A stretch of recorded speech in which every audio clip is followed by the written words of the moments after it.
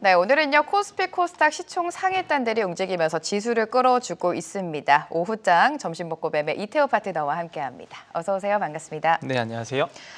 오늘은 대형주가 좀 견조한 움직임을 가져가고 있습니다. 좀 탄력적으로 움직이고 있는데 어떤 종목이 오전장에 가장 많은 매수를 받았을까요? 바로 만나보도록 하겠습니다.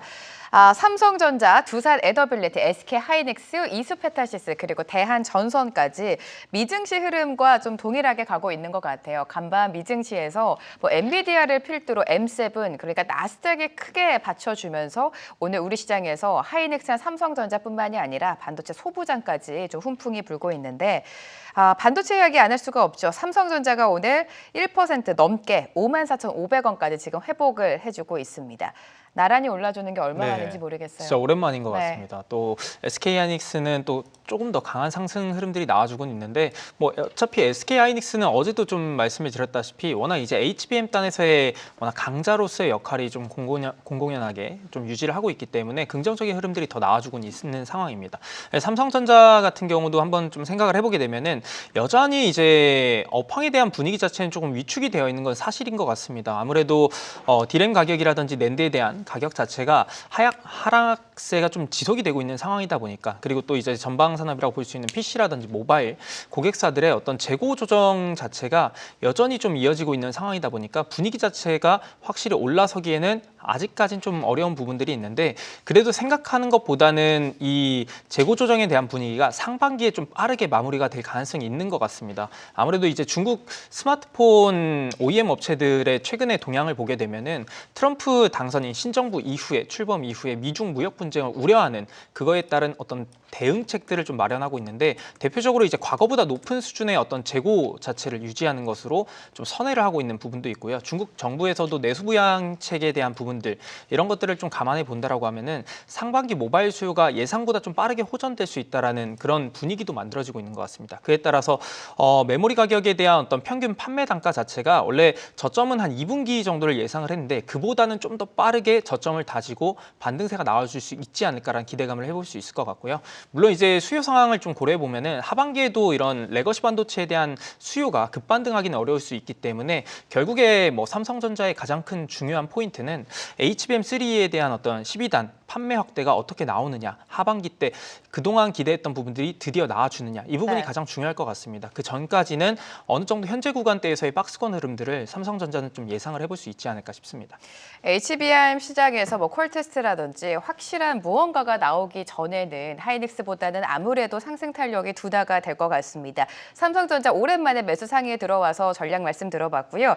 다음은 두산 에너빌리티입니다. 두산 에너빌리티 하면 이뿐만이 아니라 원전 전반을 봤을 때 최근에 국내에서 있었던 정치적 불확실성 속에 원전주가 좀 주춤했던 것은 사실입니다. 이제는 그 불확실성이 어느 정도 해소될 것이다라는 기대감도 있고요. 지금 두산 그룹만 보면 체코에서 또 기업 공개를 추진을 하면서 유럽 원전 시장에 또 박차를 가하고 있습니다. 그리고 원전하면 지금 공통적으로 호재 모멘텀이 3월에 또 원전 체코 수주 프로젝트가 있지 않습니까? 맞습니다.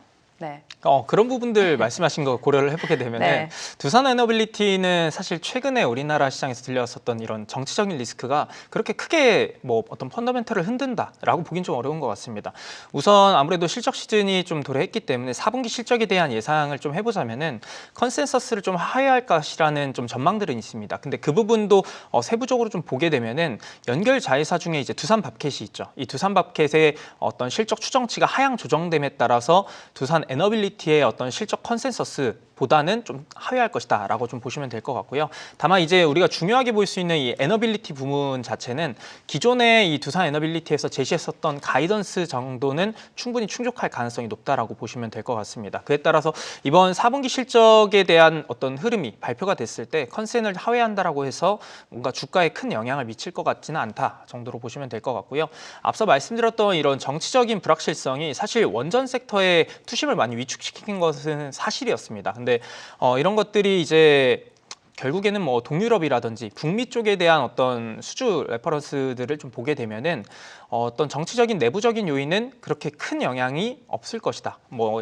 연속성은 좀 떨어질 것이다라고 볼 수 있을 것 같습니다. 아무래도 이제 우리나라에서도 지금 신한울 3호기, 4호기가 지난 24년도 9월에 착공을 시작했기 때문에 관련 네. 국내 프로젝트의 취소 가능성도 좀 현저하게 떨어지지 않을까라는 기대감도 해볼 수 있을 것 같고요. 결국 더 중요한 부분들은 이제 체코에 대한 모멘텀, 그리고 폴란드 2기, 그다음에 아랍에미리트에 대한 2기 대형 원전 건설이 여전히 계획대로 진행이 되고 있다는 부분을 좀 체크를 해보시면 될 것 같습니다. 마지막으로 이제 두산 에너빌리티의 가장 큰 장점이라고 볼 수 있는 것은 역시나 소형 모듈 원전 SMR에 대한 부분인데 지금 미국향 데이터 센터 증설이 계속해서 진행이 되고 있고 트럼프 당선인 취임 이후부터는 제조업에 대한 어떤 리쇼어링이 좀 더 공격적으로 진행될 가능성이 높은 시점이죠. 거기에다가 미국 같은 경우는 40년 이상 좀 노후화된 어떤 대형 원전들, 글로벌 대형 원전들의 교체 수요가 좀 도래했기 때문에 이런 것들을 좀 감안해 보면은 현실적으로는 빅테크라든지 유틸리티 중심의 SMR 시장이 좀 더 공격적인 투자가 증가가 될 것이다라고 올해는 기대를 해볼 수 있을 것 같습니다. 그러면은 두산 에너빌리티의 기존 파트너였던 뭐 뉴스케일 파워라든지 엑스에너지, 그리고 최근에 또 신규 파트너로 또 알려져 있는 테라파워 같은 이런 기업들과의 어떤 관계를 보게 되면은 주기기를 담당하는 업체가 또 두산 에너빌리티이기 때문에 관련해서 뭐 두산 에너빌리티의 최근 이런 어떤 정치적인 리스크에 따른 주가가 밀린 조정에 대한 흐름들은 오히려 매수 관점으로도 충분히 네. 접근할 수 있지 않을까 싶습니다. 정치적인 이유로 최근에 두산 에너빌리티를 비롯해서 원전주가 살짝 조정이 나왔습니다. 체코와 폴란드와 같은 해외 시장에서에 대한 수주에 대한 기대감, 그리고 두산 에너빌리티 등 SMR 시장에서의 경쟁력도 빼놓을 수가 없는데요. 지금을 매수 기회로 삼아보자라는 말씀까지 들어봤고요. 다음 종목은 대한전선입니다. 오늘 뭐 대한전선 관련주, 지금 대한전선도 시세를 내주고 있고 전력기기 수요가 탄력적으로 움직일 것이다. 우리가 뭐 다 알고 있는 사실입니다. LA 산불과 더불어서 지금 뭐 노후망 교체, AI 데이터 센터, 네. 우리가 다 알고 있는 알고 호재 있는. 포인트가 있잖아요. 네. 최근에 굉장히 여러 번 언급해 드리기도 했었는데 오늘 전선 관련주 일제 상승세 보여주고 있고요. 일진전기 같은 경우에는 신고가까지 좀 터치를 하고 있습니다. 전선 변압기까지 두루두루 다 봐야겠죠.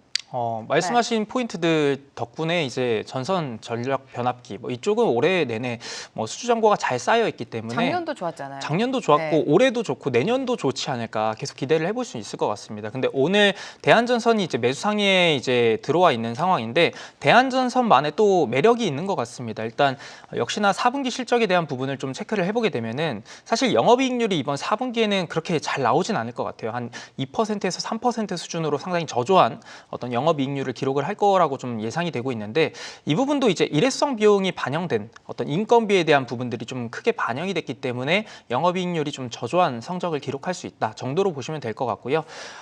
대신에 이제 올해에 대한 어떤 실적 전망을 좀 생각을 해보게 되면은 우선 지난 4분기 수주 잔고가 3조 원 이상을 기록을 했습니다. 근데 23년도 말 대비했을 때 한 1.2조 원 정도 증가된 수준이라고 좀 보시면 될 것 같고요.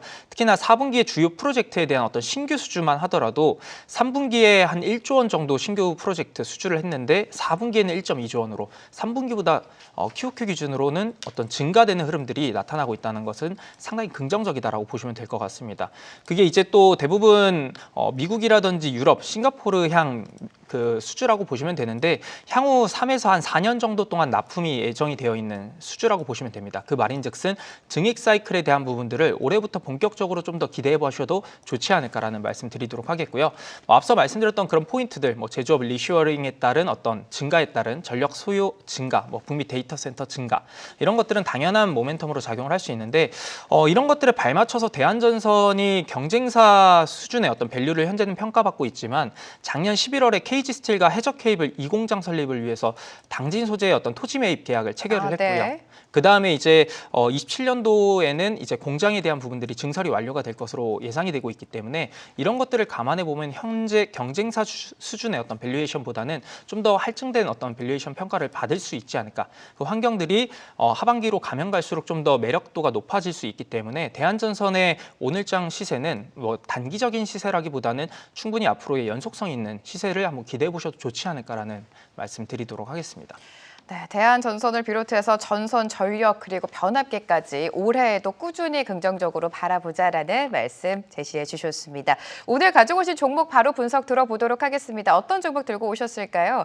HD 현대 마린솔루션 그리고 루미르 S51 좀 골고루 오늘은 담아 오신 것 네. 같은데 시청자분들의 선택은 HD 현대 마린솔루션이 됐습니다. 과반수 이상을 좀 차지를 했고 최근 들어서 투표율이 계속해서 좋아지고 있어요. 그만큼 이 탑픽 종목에 좀 관심이 많으신 것 같은데 마린 솔루션을 가지고 오신 이유 들어봐야 될 것 같고요. 실적도 해외 시장 매출도 빼놓을 수가 없을 것 같아요. 네. 이유 들어볼게요. 뭐 역시나 조선주 네. 관심이 굉장히 많이 있으신 것 같습니다. 뭐 지금 시장에서 조선주 좀 불안한 요소도 있다 이런 이야기도 당연히 들려오고 있죠.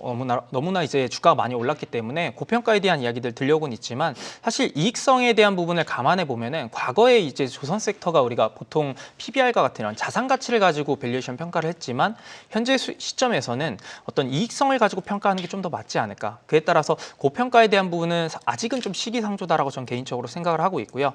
또 하나 이제 우려감 중에 하나가 매년 초에 이제 주요 이 기업들이 수주 목표액을 설정을 하게 됩니다. 근데 올해 HD 한국조선해양, 조선 3사의 수주 목표액 자체가 작년보다는 좀 감소한 수준을 목표 수준으로 잡았는데 이런 것 또한 이제 크게 걱정하지는 않으셔도 될 것 같습니다. 왜냐하면은 너무 당연한 이야기가 될 수 있는 게 기저가 워낙 높기 때문에 이번에는 목표치를 좀 낮게 잡은 영향도 있고요.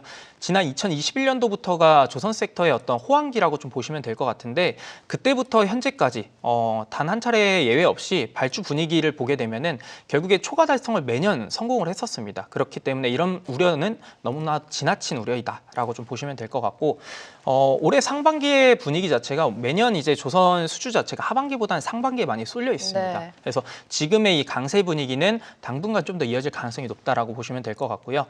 HD 이제 현대마린 솔루션 이 기업을 또 준비한 이유가 아무래도 필연적인 수순에 따라서 이익 증가가 발생할 수 있을 것 같습니다. 워낙 지금 선봉량 자체가 늘어나고 있는 시점인데 결국에는 우리가 자동차를 산다 하더라도 자동차를 지속적으로 오랜 시간 동안 타기 위해서는 유지 보수가 필요하죠.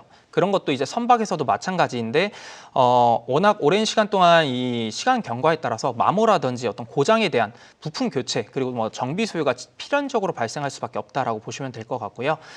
우리나라 조선 섹터가 강한 이유 중에 하나가 LNG 선박에 대한 강점을 가지고 있는 부분입니다. 근데 LNG 선박 또한 지금 시장에서 결국에 이 탄소 배출과 관련해서 환경 규제에 대한 분위기들이 조선 섹터에 좀 지배적으로 작용을 하고 있기 때문에 좀 더 강한 상승이 나오고 있는 요인이라고 좀 보시면 될 것 같습니다. 그러면은 결국에 LNG라든지 메탄올과 같은 이런 이중 연료를 사용하는 엔진을 사용하는 선박들이 늘어나게 되는데 이것들이 유지 보수 비용의 상승을 더 초래할 수밖에 없다라고 보시면 됩니다. 기존 단일 연료를 사용하는 엔진 대비했을 때 이중 연료를 사용하는 엔진들이 보통 유지 보수 비용 자체가 한 2배 정도는 많이 측정을 받고 있는 상황입니다. 그렇게 되면은 이 해당 기업 HD 현대마린솔루션의 어떤 실적 개선세가 과거보다 더 폭발적인 성장을 기대해 보셔도 되지 않을까 싶고요. 사실 이 기업이 이제 상장 당시를 한번 고려를 해보게 되면은 상장 때부터 한 50% 이상의 배당 성향을 약속을 했었습니다. 맞아요. 네. 이런 것들이 지금 배당금도 주당 한 3,000원 정도를 측정을 하고 있는데 현재 시점에서도 마찬가지로 계속 이런 분위기를 이어가고 있다는 것은 주주환원 정책도 긍정적이다라는 측면에서 HD 이제 현대마린솔루션도 앞으로 긍정적으로 한번 평가를 해보셔도 좋지 않을까 싶습니다. 오늘의 탑픽 종목으로 가지고 오셨습니다. 지금 뭐 상반기, 하반기 할 것 없이 조선주의 랠리는 계속해서 이어지고 있고요. HD 현대 마린솔루션 매출이 지속적으로 상승을 하면서 다른 조선 기자재들보다 좀 실적이 탄탄하게 뒷받침되고 있는 것 같습니다. 거기다가 배당에 대한 매력까지 있다라는 말씀 들어봤고요. 오늘 이 시간 또 이태호 파트너와 함께했습니다. 도움 말씀 감사합니다. 계속해서 다양한 경제 이슈를 알고 싶다면 구독과 좋아요, 알림 설정 부탁드립니다. AI 캐스터 권미정이었습니다.